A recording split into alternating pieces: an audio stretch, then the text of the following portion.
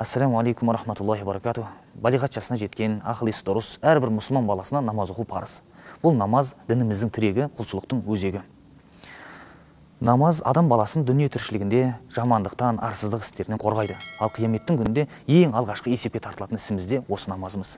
Сондықтан намазымызды оқып үйренейік. Намазға ниет етіп сәждеге бас қойған кісі Алла Тағаланың хұзырына енген болып есептеледі. Сондықтан әрбір мұсылман адам намазға бастамас бұрын намаздың алғашқы 6 шартын білу керек. Бұлар нәжістен таза болу, дәретті болу, әурет жерінің жабық болуы, қыблаға бет бұру, уақыттың кіруі және намазға ниет ету болып есептеледі.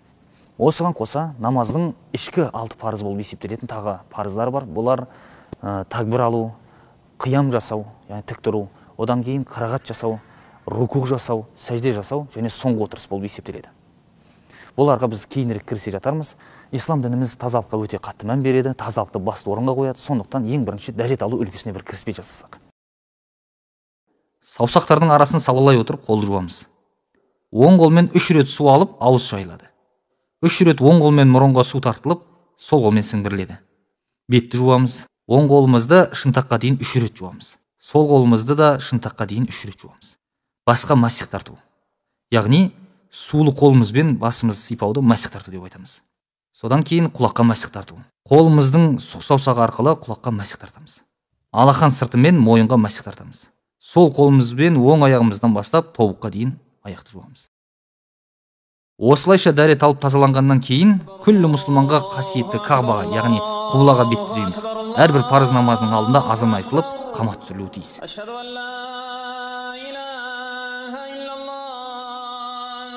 أشهد أن لا إله إلا الله أشهد أن محمد رسول الله أشهد أن محمد رسول الله حي على الصلاة حي على الصلاة حي على الفلاح حي على الفلاح قد قامت الصلاة قد قامت الصلاة الله أكبر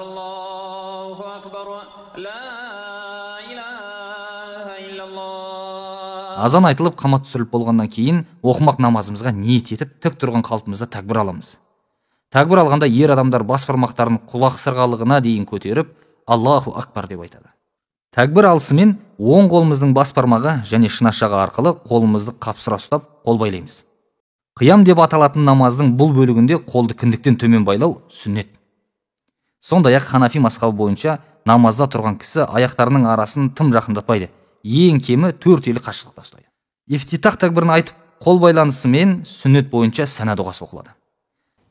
Субханакаллахумма ва бихамдик ва табарак исмук ва та'ала джаддук ва ла илаха гайрук.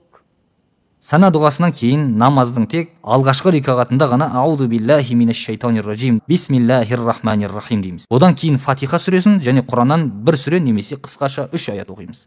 Алхамдулиллахи раббил аламин ар-рахманир рахим малики яумиддин إياك نعبد وإياك نستعين اهدنا الصراط المستقيم صراط الذين أنعمت عليهم غير المغضوب عليهم ولا الضالين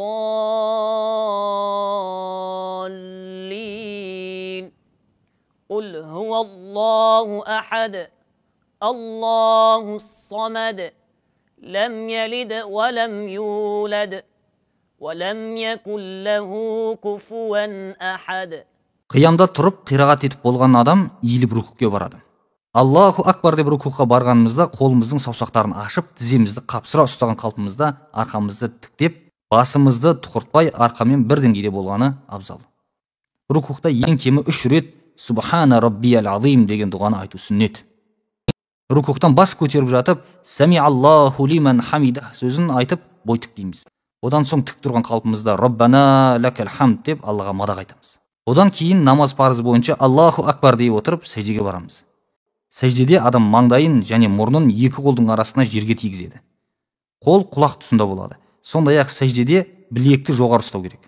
Сәждеде ең кемі 3 мәрте Субхана Раббиял А'ла деп тасбих айтылады. Бұл сүннет.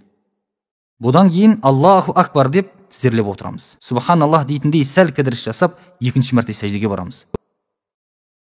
3 мәрте тасбих айтып болған соң тіктеліп қиямға тұрамыз.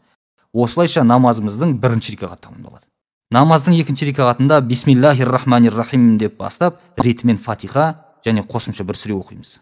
Ескерте кетер бір жайт, 3 немесе 4 рекағатты парыз намаздардың алғашқы 2 рекағатында ғана Фатиха мен қосымша бір сүре оқылады. Қалған рекағаттарында Фатиха сүресі ғана оқылады. Жоғарыда көрсеткеніміздей, рукух және сәжде қимылдары еш өзгеріссіз сол қалып қайталанады. Сәжде қылып болысымен намаздың соңғы, яғни ат-тахият отырысына отырамыз. Ханафи мазхабы бойынша сол аяқты жамбастың астына салып, оң аяқтың башпайларын қыблаға қаратамыз. Ат-тахият отырысында ташаххуд дұғасын оқу уәжип. Ат-тахияту лиллахи вас-салавату ват-таййибат. Ассаламу алейка айюхан набийю ва рахматуллахи ва баракатух. Ассаламу алейна ва аля عبادillahis salihin.